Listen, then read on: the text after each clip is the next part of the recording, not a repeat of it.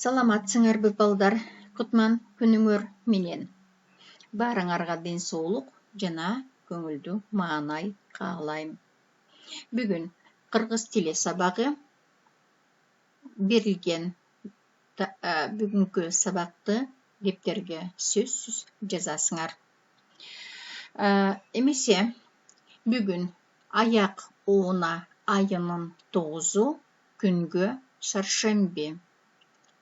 Тема, сабактын темасы сүйлөм мүчөлөрү. 8-чи класс боюнча кайталоо. Значит, опять же, кайталоо. Повторение 8-чи класс боюнча. Бүгүн сабактын максаты. Биринчи сүйлөм мүчөлөрү боюнча түшүнүктөрдү бекемдейбиз.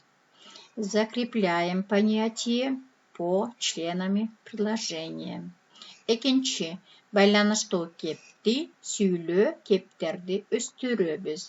Развиваем связную и разговорную речь. Үчүнчү, учимся любить родину.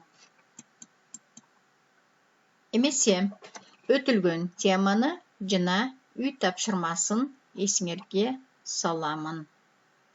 Эмне өткөндө биз айтканбыз эмне жөнүндө? Толуктоочтор, аныктоочтор жана бышыктоочтор. Экинчи, силер 5 сүйлөм жазып, сүйлөм мүчөлөрү боюнча талдап келишиңер керек болчу. 5 сүйлөм жаздыңарбы? Талдадыңарбы балдар? Талдасаңар, мага жөнөткүлө баа коюлат. Кийинки, ким айтат? Толуктооч, аныктооч, бышыктооч сүйлөмдүн кайсы мүчөсүнө кирет? Ким айтат? Албетте, айкындооч мүчө. Это второстепенные члены предложения. Второстепенные члены предложения – это толуктооч дополнение, аныктооч определение, бышыктооч – это обстоятельства. Биз үй тапшырмасы боюнча кайталоо жүргүздүк. Эми жаңы тема. Сүйлөм мүчөлөрү, члены предложения. Дагы да кайталоо жүрдү. Биринчи карагыла. Сүйлөм мүчөлөрү 2 чоң топко бөлүнөт. Значит, сүйлөм мүчөлөрү член предложения делится на 2 части. Биринчи баш мүчөлөр главные члены предложения, и баш мүчөлөр делится на 2 части. Жана баяндооч, подлежащие и сказуемые. Экинчи, айкындооч мүчөлөр, второстепенные члены предложения. Они делятся на 3 части. Аныктооч, толуктооч, бышыктооч. Значит, определение, дополнение, обстоятельства. Эми карагыла. Подлежащее. Ким, эмне, кайсы деген суроого жооп берет. И баяндооч менен байланышат. Значит, вам понятно? Связывается только сказуемое менен. И определяем или подчеркиваем одной чертой. Баяндооч сказуемое. Эмне болду, эмне болуп жатат, эмне болот деген суроого жооп берет и связываются только менен, подлежащие менен. И отмечаем 2 чертами. Аныктооч кандай, канча, кимдин, эмненин деген суроого жооп берет и связывается с существительный менен, зат атооч менен байланышат экен. И определяется волнистой чертой или линиями. Толуктооч кимге, эмнеге, кимди, эмнени, кимде, эмнеде, кимден, эмнеден деген суроого жооп берет. связывается толукточ глагол менен. И подчеркиваем сызыкча, сызыкча, сызыкча. Черточка, черточка, черточка менен белгилейт экенбиз. Бышыкточ, бышыкточ. Кандай, канча, канчанчы, кайда, каякта, каякка, кайдан, каяктан деген суроолорго жооп берет, этиш менен байланышат экен. Значит, обстоятельства связываются только глагол менен и определяется тире, точка, тире, точка. Эми сүйлөмдү талдап көрөлү, сүйлөмдөргө талдоо жүргүзүп көрөлү. Балдары чогуу иштейбиз карагыла. Биз Токмок шаарында жашайбыз. Мы живем в городе Токмок. Карагыла. Эси биз баяндоч жашайбыз. Мен силерге айттым, балдар. Дайыма баяндоч менен байланышат. Значит, подлежащие всегда баяндочными сказуемыми менен связываются. И биз эси жашайбыз. Кайда жашайбыз? Где живем? Токмок шаарында. Бул бышыкточ. Токмок шаары коз жана чакан шаар.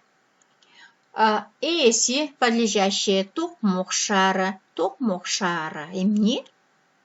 Токмок шаары шаар. Байкадыңар балдар, баяндоч бул жерде шаар. Шаар эмне деген суроого жооп берип калды. Демек, баяндоч эмне деген суроого дагы жооп берет экен.